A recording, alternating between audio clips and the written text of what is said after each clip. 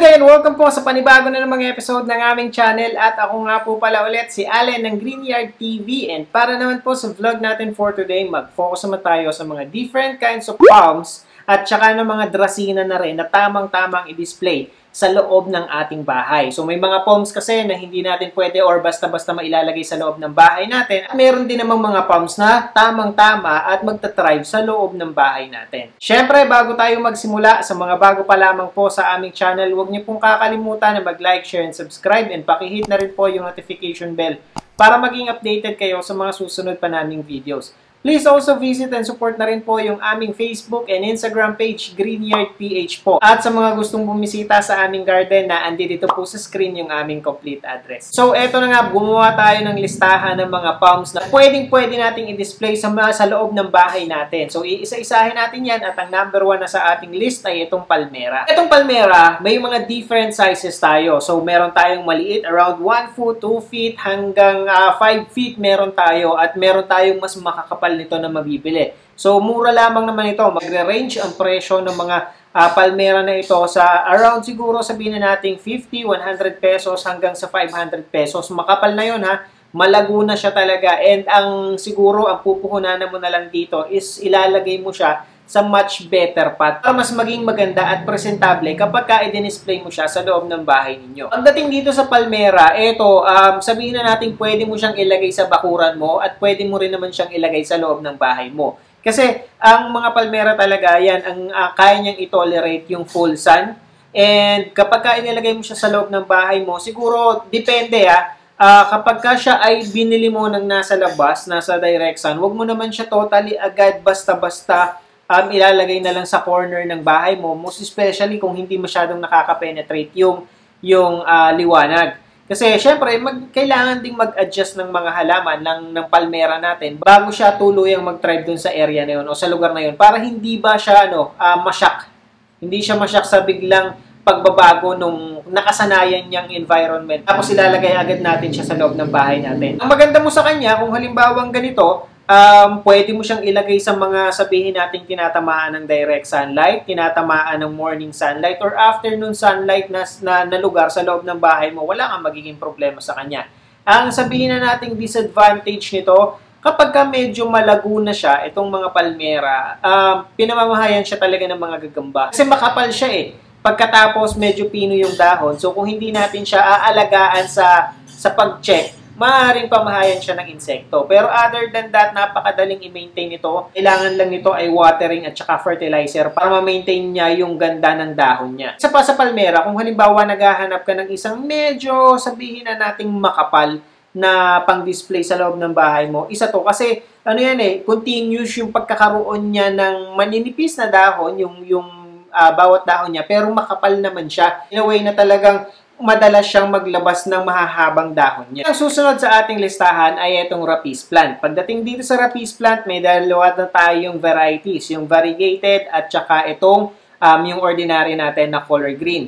Dito sa halaman na to, kahit ilagay mo siya sa full sun, kahit ilagay mo siya sa area na napakadilim at hindi nasisinaga ng araw, wala kang magiging problema sa rapice palm. Ngayon, depende na lang din. At saka ito, mga hindi mo sasabihin, ang rapice siguro para sa akin, slow grower siya. Yun nasa direct sunlight na siya, pero hindi siya ganun kabilis lumalaki. Ano pa kung halimbawa ilalagay mo siya sa loob ng bahay mo. Etong mga rapice, isa sa pinakamatibay na halaman, medyo maneglect mo lang siya ng sabihin mo mga ilang araw mo siyang hindi nadilig, yun nga, napabayaan mo, hindi magbabago ang itsura ng inyong mga rapice unlike ng ibang halaman. So, napaka-low maintenance ng halaman na to. Yun, naglalaro din sa magkano ang presyo nito. May mabibili ka. Depende sa size Yung mga 1 foot siguro, baka mga 50 pesos lang. Pagkatapos magre-range na yan ng 300, 500. Depende doon sa height. Kasi may mabibili ka rin ito ng mga 5 feet na, yung taas. So, depende sa paglalagyan mo kung ano yung kapal at taas na gusto mo. At ang susunod sa ating listahan ay ito namang tinatawag natin na likwala palm. So, pagdating dito, medyo meron siyang pagkakahalintulad sa rapice. Pero kung tatanungin, medyo mas mas classy itong likwala. Yung rapice kasi, kapag halimbawa, single lamang yung niya, kumbaga parang isang puno lamang siya, medyo manipis tingnan. Kasi maninipis din yung dahon niya. Pero kung halimbawang katulad naman itong likwala, medyo mas malalapad yung dahon niya. Kitang-kita niya naman yung isang difference niya. Pero yung texture nito, ng dahon niya, nitong rapis at saka nitong likwala ay almost the same. Pagka hinipo mo siya, matitigas na dahon, matitibay, and although medyo may kalutungan, kasi syempre, iba yung texture niya talaga eh. Hindi siya yung pangkaraniwang dahon.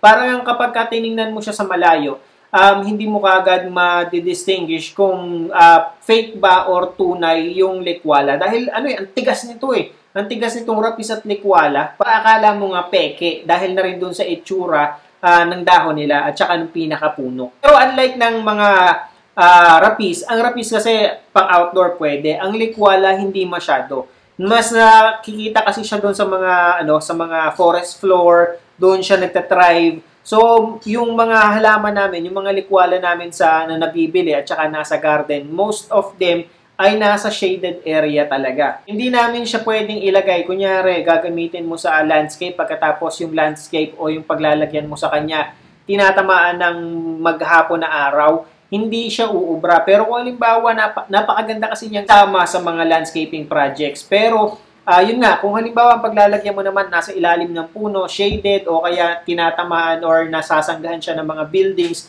wala kang magiging problema dito sa likwala. Mas okay sa kanya yung ganon, mas tolerable niya yung mga madidilim na area kesa doon sa tinatamaan siya ng direct sun. So, yun yung iiwasan natin. Morning sunlight, walang problema dito sa likwala. Huwag lang yung sasabihin mong tatamaan siya ng afternoon sunlight pagkatapos medyo may katagalan kasi masusunog yung dahon niya. Although yun nga, katulad ng sinabi ko sa inyo kanina, medyo kapareho siya ng texture nitong dahon ng rapis. So, yun yung malaking difference nitong dalawa. So, pang indoor, mas okay to kahit medyo madilim. Basta wag lang sa area na nasisinagan. When it comes sa pag-aalaga, katulad ng rapis, okay din siya. Maneglect mo siya ng ilang araw kahit hindi mo siya madiligan. Napakatibay ng halaman na to. Hindi siya basta-basta nagkakaroon or hindi basta-basta nagdudrop yung dahon nito. Hindi basta-basta nalalanta. And nagtatagal yung ganda nito. At saka parang napaka-classic ng dating kapag ganito, yung meron tayong likwala sa loob ng bahay. Parang Pinoy na Pinoy kasi itong halaman na to. Para sa akin lang. Ito rin yung tinatawag o ang isang tawag pa dito ay fan palm.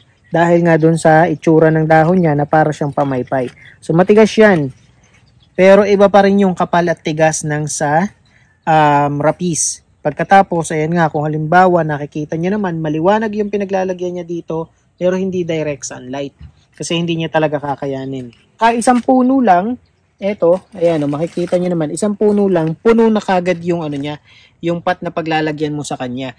Like ng rapis, isang puno pero madalang yung dahon kasi nga maninipis din yung dahon ng rapis. Ang maganda mo dito sa mga rapis at saka sa likwala, kahit yung nasa air-conditioned area sila, hindi sila masyadong naaapektuhan. Based yun sa nakikita ko, based on my observation, ganun katibay itong mga halaman na ito. Kaya niyang mag-adjust, kaya niyang mag-adapt kung ano yung environment na meron sa kanya, lalo na itong rapis. Ang susunod sa ating listahan, itong tinatawag sa amin na sipirichi. Pagdating dito sa palm na to, kasi di ba may mga palm tayo na tumataas talaga, yung mga Hawaiian palm, mga traveler's palm, yan, nagtataasan talaga siya or lumalaki talaga yung mga yan. Lalo na kapag nakatanim mismo sila sa ground, sa lupa, magiging puno talaga siya. Etong sipirichi, ang isang malaking difference nito na napansin natin sa mga karamihan ng mga palm, tumataas siya. Sabihin natin 10, 15 feet, kaya niyang abutin yan. Pero ang puno kasi nitong sipirichi na to, hindi siya masyadong tumataba. So, siguro mga ganito lang, yung braso ko lang, ganyan, or medyo mataba lang dito ng konti, yung itinataba ng puno niya, pero tumatangkad siya. Ngayon, bakit ko naman nasabi na pwede mo siyang gawing pang-indoor? Meron kasi kayong mabibili nito na around 5 feet lamang, or kaya sabihin na nating 6 feet na nakatanim sa mga paso or sa mga nursery bag, which is napakaganda, napaka-eleganteng tingnan. Kung makikita nyo, ito kadalasan ko nakikita sa gilid ng offices. Minsan sa mga resorts, yan, madalas natin makikita mga palm sa mga resorts. Etong sipirichi, kadalasan yan, mga masasabihin na natin na nasa front desk. Kasi kapag nailagay mo siya sa isang classy na pot, napakagandang pang display sa mga ganitong klase ng environment. Yun, makokontrol mo naman din nga kasi yung growth nitong sipirichi mo kung halimbawa hindi mo naman siya ilalagay sa malaking paso.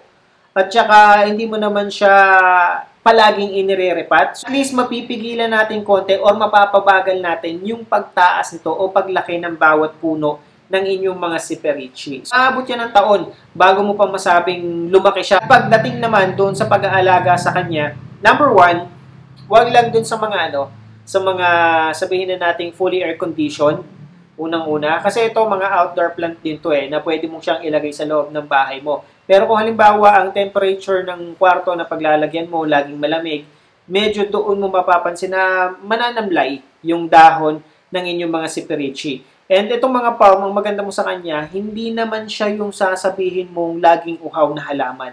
Kumbaga, drought tolerant itong mga ito. Basta wag lang yung totally matutuyo, katulad ng mga ibang palm na nandito sa listahan natin. Maganda mo dito sa sa siperichi pa. 'Di ba yung natin, yung palmera? Kasi magkaiba sila Ang dadala sa palmera, yung dahon niya. Yung ikinakapal niya dahil dun sa dahon niya. Dito naman sa siperichi kasi, yung nabibili natin dito, puno by puno. So, sabihin mo nang sa isang pot, sa isang nursery bag, may 7-8 puno na maninipis. Yun yung nagdadala sa kanya kasi pagkatapos meron siyang mga dahon niya na nasa ibabaw, simula sa baba may dahon siya, pero visible yung pinakapuno nitong siperichi. Yun yung isang difference. So, parang bamboo type na gano'n na hindi nanlalagas yung dahon, hindi nanlalaglag. Hindi katulad ng bamboo na madalas nanlalaglag or nagkakalat ng dahon, unlike nitong siperichi. At ang susunod sa ating listahan ay ito namang tinatawag natin na sago palm. Pagdating dito sa sago palm, medyo mapapaisip ka or tinatawag na oliva. Kasi dito sa oliva na to, medyo spacious itong halaman na to. Unless yung mabibili mo na oliva ay yung medyo maliliit lang. Available naman na yung halimbawa pang lamisita, pang centerpiece, walang problema doon. Pero kapag halimbawa yung may kalakihan, unlike na mga ibang palm na upright yung position o kaya malalambot yung dahon na masagi mo ng konti, walang problema. Pero halimbawa, medyo masikip yung paglalagyan mo, hindi advisable maglagay ng sago palm. O, different sizes naman yung oliva natin. Meron ka namang mabibili na ganito. Ito kasi, malaking oliva siya na marami ng babies. Pwede mo siyang kunin, kaya katulad ng sinabi ko sa inyo, may mabibili ka naman na maliliit nito, kaya hindi rin problema siguro yung space. Yun nga lang, yung texture, katulad nito, mature na yung leaf niya, yung leaves niya, medyo matatalas na or matitigas na yung kanyang dahon. Pero yung ganito, itong gantong kaliit, hindi pa masyado. Pero yung ganito ng kalaki, yan, medyo may katigasan na, lalo na kapag matanda na yung dahon niya. So, makikita nyo, around siguro mga 3 feet to, simula sa pinaka-lupa, sa ground. Pero hindi pa naman siya sasabihin mong hassle or takaw space dahil hindi pa ganun kalapad yung nasasakop niya. Tsaka ito, since medyo bata pa siya, hindi pa ganun katitigas yung dahon din niya. Unless maliit yung mabibili mo o kaya unless malaki yung space na paglalagyan mo. Advantage ng sago palm, napakatibay rin na halaman. Kaya niyang i-tolerate yung mga darkest corner of your house and yung maliliwanag na area, tinatamaan ng direct sunlight maghapon, walang problema. Kapag tinamaan ng afternoon, morning sunlight, lalong walang problema. Nga lang, yung space talaga, yun yung isang disadvantage ito. Unang-una yung space na paglalagyan mo sa kanya. Pangalawa, yung tulis at talas ng bawat dahon ng meron itong oliva. Medyo delikado, halimbawa, lalo't naaabot ng bata kasi matutulis yung yung dahon na yan. So, kung halimbawa maraming bata sa inyo or may bata kayo sa inyo, yun yung isang iwasan natin. Marami namang iba't ibang uri ng palm na pwede nating pagpilian dito sa ginawa nating topic. At saka sabihin na natin, pagdating sa ibang halaman, etong palm, etong sago palm, ito ang pinakakalaban niya dito, yung aphids. Ito yung isang pumapatay sa kanya kapag ito ay nalagyan, yung pinakailalim ng dahon nitong mga sago palm. Ito naman yung isang example ng tawag dito ng oliva or ng sago palm na tinamaan ng aphids. Makikita nyo ito, yung mga yan, ito yung dati niyang dahon. Puno yan ng dahon na makakapal. Pero naubo siya. Akala mo mamamatay yung oliva mo kasi nga ubos halos lahat ng dahon niya nagkaroon ng aphids dito sa ilalim na yan. Yan, dyan. Pero Huwag kayong mag-alala, putulin nyo, maubos man yung dahon yan, wala kayong mag-alala, huwag kayong mangamba. Kasi kita nyo, katulad ng nangyari dito, ubos ang dahon niya, buti na lang hindi namin tinapon.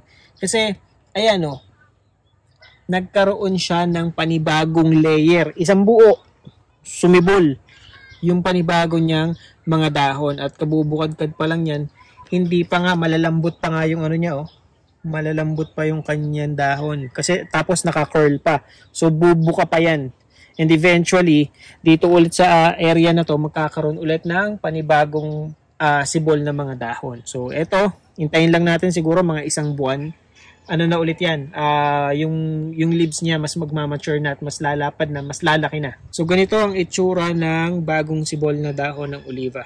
Nakasarado siya, nakatikom. And ngayon, pumunta naman tayo sa mga ilang varieties ng Dracaena na pwede nating isama or i-combine dito sa ating mga palms. Unahin na natin sa ating listahan itong yucca. Itong yucca ang isa sa pinaka-popular pagdating dun sa mga malalaking bahay. Yung mapapansin nyo, yung mga napapanood ko sa mga house tour, hindi nawawala yung yucca. It's either sa landscape, sa labas, sa bakuran, or kaya naman nasa loob ng bahay natin, nakalagay sa isang paso. So, ibig sabihin, ganun din ka-wide yung pag-a-adapt nitong mga halaman na to, nitong yucca na to, sa environment na ibibigay mo sa kanya. So, pwede siya sa direct sunlight, walang problema kasi itong mga to, tumataas, lumalaki, kasi talaga ay outdoor plant na pwede mo siyang gawing indoor. Ito, yan, yung yucca natin dito, around, gano'n na kalaki to. Tingnan nyo naman kung gano'n kalaki.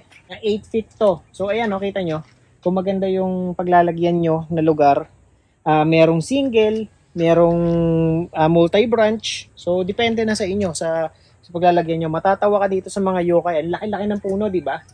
Pero pagka nakita mo yung nursery bag niya, ganyan lang siyang kaliito. Di ba? So, hindi siya talaga basta-basta tatayo kung hindi mo siya lalagyan ng tali para ma-hold niya yung bigat niya. Medyo may kabigatan to Kaya maganda siyang ilagay sa medyo mas malalaking paso. Sa pag-aalaga, kung gagawin mo siyang indoor, walang problema, dilig lamang siya. Huwag din too much sa dilig dahil maaaring mapasek or sabihin natin, kasi kapag itong mga to, yung yucca, yan, pwede nang naka-water propagate yan or nakababad sa tubig Pero kung halimbawang yung soil niya, laging basa, laging maputik, yun, nabubulok yung kanyang, tawag dito, pinakapuno. And kapag naman hinayaan mo siya na talagang totally dry, napangit naman yung dahon niya, makikita mo siya, even yung puno niya, nagiging dry siya, parang nauukok or nawawalan ng laman sa loob, natutuyo siya totally. Yun lang yung iiwasan natin. And itong mga yucca, makakakita naman kayo ng iba't ibang size. Pero kadalasan ito, napapansin ko yung medyo matataas at malalaki. Kaya yung sa malalaking wall, sa malalaking corners, ito yung tamang-tama para doon. Yung variegated yucca, yun yung medyo may kaliitan, at hindi siya masyadong mataas. Mas madami dito sa garden namin yung maliliit na variegated yucca kung i-compare natin dun sa mga matataas talaga. So yun lamang po, and I hope nakatulong at nag-enjoy kayo sa panonood ng video na to. And again, sa mga bago pa lamang po sa aming channel, huwag niyo pong kakalimutan na mag-like, share, and subscribe, and pakihit na rin po yung notification bell para maging updated kayo sa mga susunod pa naming videos. Please also visit and support na rin po yung aming Facebook and Instagram page, Greenyard PH po. Magkita-kita po ulit tayo sa susunod na episode ng Greenyard TV, and thank you for watching.